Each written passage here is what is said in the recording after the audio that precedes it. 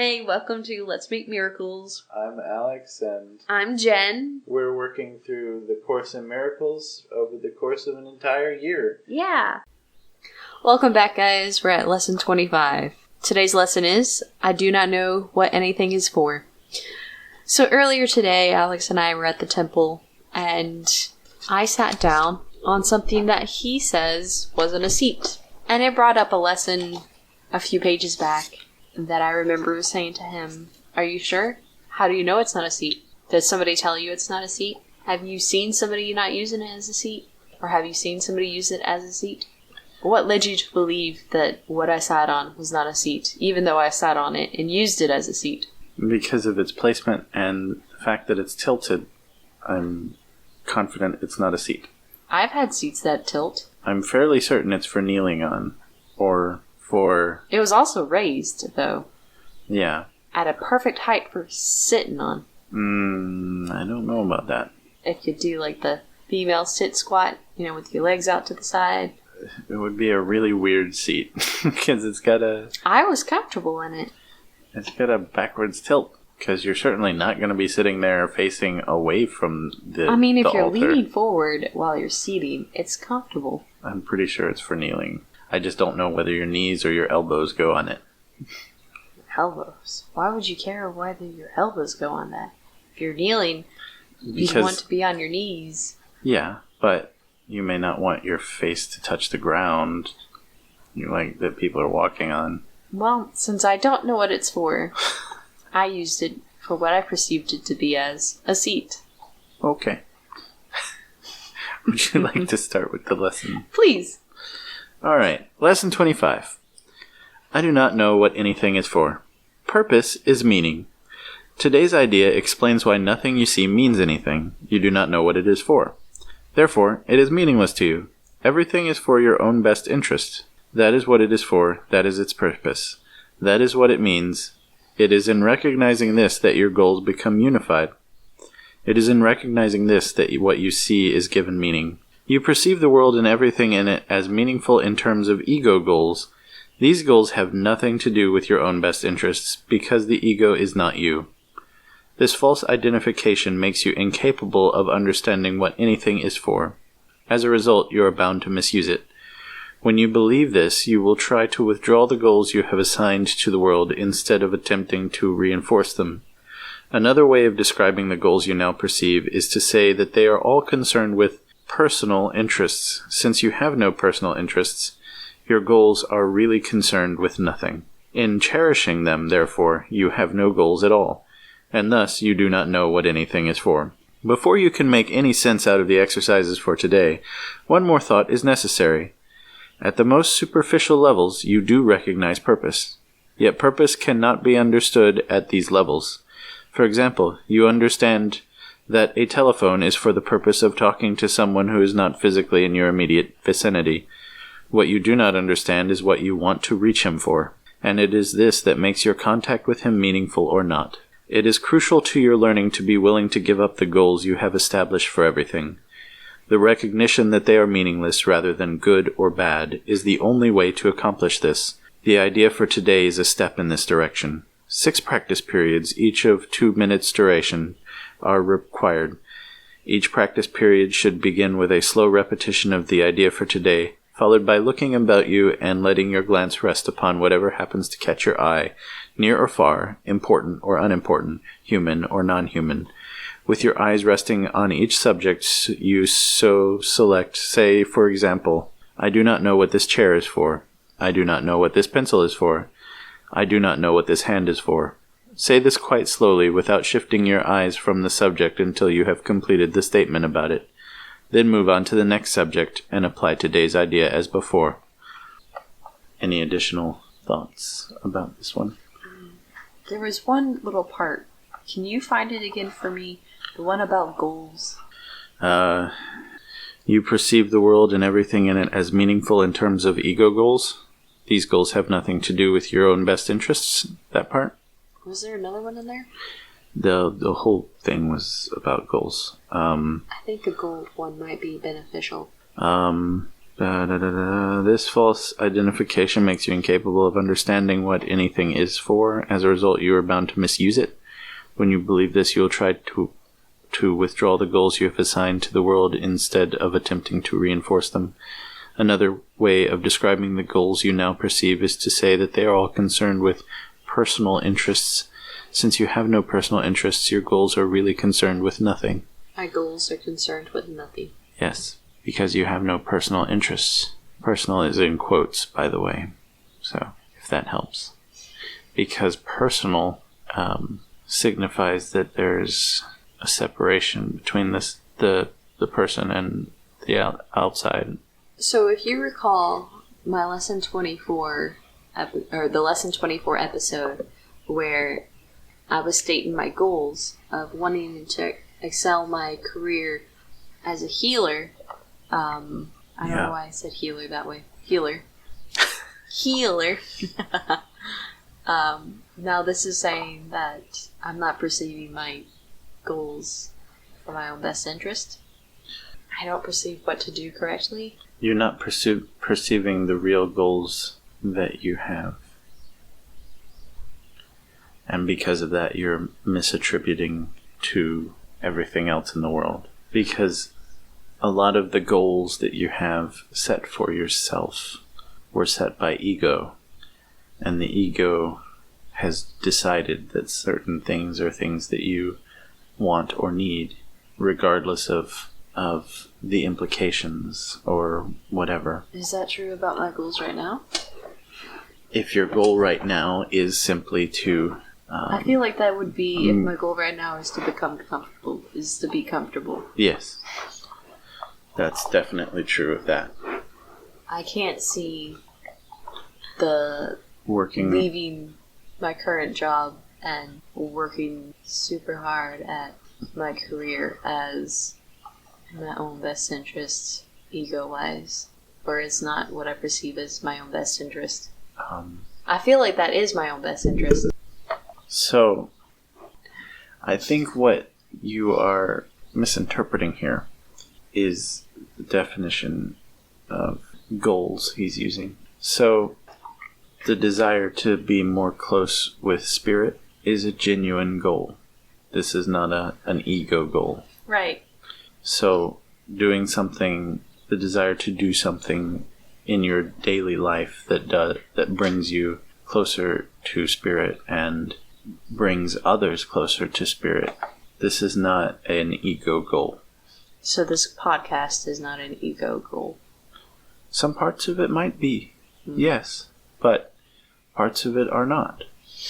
I think starting it up wasn't, only because, well, part of it was, part of it wasn't. Starting it up as a podcast was in order to help us get through the lessons. It forced us to post every lesson, to go through the lessons and post them. Yes, but it also wasn't. I felt that we would help more people if they could hear our discussions, right?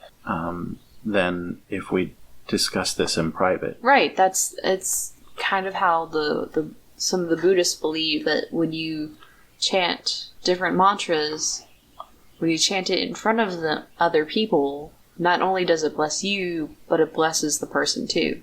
Yeah.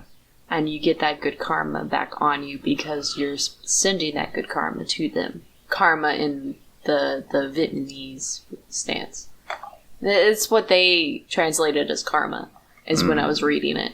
Whether that's what it meant or not. It's probably blessings. The Buddhist term would be merits. Merits. But because merits and karma are not quite the same thing. Yeah.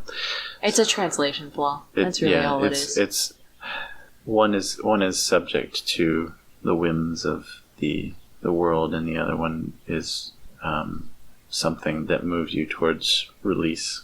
Alex knows a lot about Buddhism while I'm sitting here with crickets in my head. But we're getting off topic. Yeah. What were we talking about? We are talking about best interests. Oh, your best interests. You were asking about your goals. Yeah. So I feel like because I'm so fearful of that, it's probably in my best interest to keep moving forward. Yes. And to do what scares me, because let's face it, like, it's probably it will help a lot of people. Like the people that I have done, I've healed people today. I've worked on knots on their shoulders, and actually on their shoulders. 2 people had knots on their shoulders, and I released those knots a little bit and gave them relief. Yeah. And last night with your legs, they were all, I don't know, tight, knotted up, something. And I did some massage on them too, and it worked really well. So, like, if I can bring happiness to more people, you know, and then they can spread that happiness to others, then that'd be great. Because if you're all knotted up and you don't feel good, it's likely that you're going to spread that not feeling good to the other people. But if you feel great and you don't have any pain, you're going to send that love to other people so much more. Yeah, yeah. And you were saying something else. You were saying something about the podcast, though. So we were saying that it was both the dual purpose. So it was not in our own best interest, but it was also in our own best interest. So ego-wise, it was helping us because it forced us to post every day. But then you were also saying that we thought it was great to be able to share this with people because there's not a lot of information out there about A Course in Miracles, and not a lot of people discussing it back and forth with the lessons. Yeah. And most of the discussions I've seen have been about the text itself and not the lessons. Yeah. Normally, and I feel like when I was saying, oh, we should do a podcast, it wasn't really like, I don't normally do on the whim things like that. I normally sit and think back and forth whether I want to do something or not. That's normally how I make decisions. I'm like, unless it's like really something I know I should do, or like it was divinely guided. I feel like this may have been divinely guided. I don't know. I just know that I didn't contemplate too long whether we should do this or not. Yeah. But I was the one that mentioned it, so. Yeah. Yeah. Alright. So, the examples we're supposed to do. I do not know what this microphone is for. I do not know what this cup is for. I do not know what this phone is for. I do not know what this body is for. Huh. That's really interesting. Well, I really don't know what this body is for. I'm about to go on a tangent, guys. My brain just kind of had a little mind explosion. It's like, well, you think this body is for living in, and you think you're supposed to be taking care of it, and it's supposed to be, you know, it's a vessel for you to live your life in. But what if it's not? Like, what if your body is for something else? What if your body is to be able to, you know, direct energy of blessings and prayers and healing to other people? What if that's what this body's for? What if it's a body for being able to birth babies? I don't know. My own best interests may not be best for this body. The only one who knows what's best for this body is the divine, because essentially that's who made it. The divine created us, right? Yes. Okay. So the divine knows what this body is for. Right. The mind wasn't created by the divine. The mind is a part of the soul, I feel like. Part ego, part soul. What's the difference between the soul and the divine? The personality. Maybe it is the ego. You think the soul has personality? Have you had soul food? Do you not think that has personality?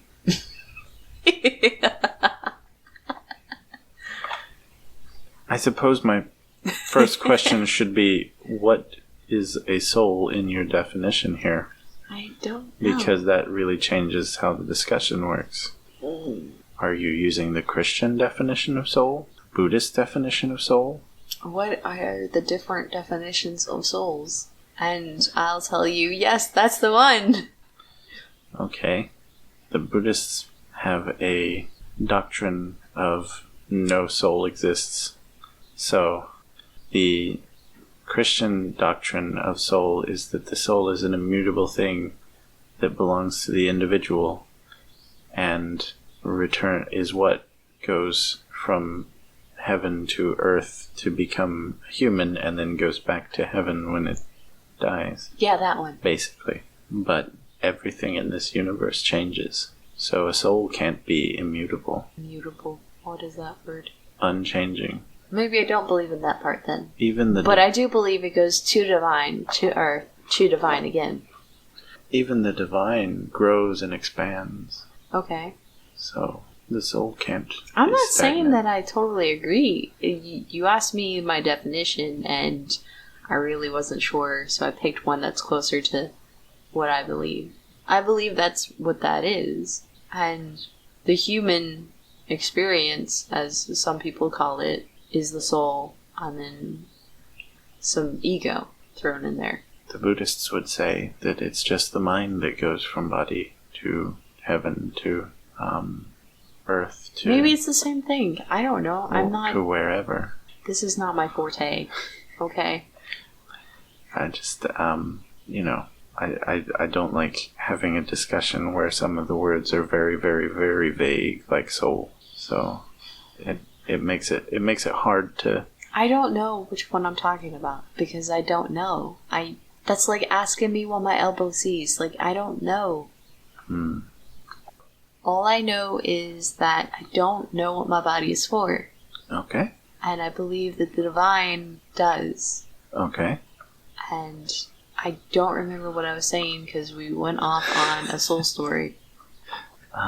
Did you find your soul stone? Because we went off on an adventure with the soul. You said that you thought that the soul was not... you said you thought that the soul was more closely related to the ego than to the divine. In the human body. Yeah. And maybe.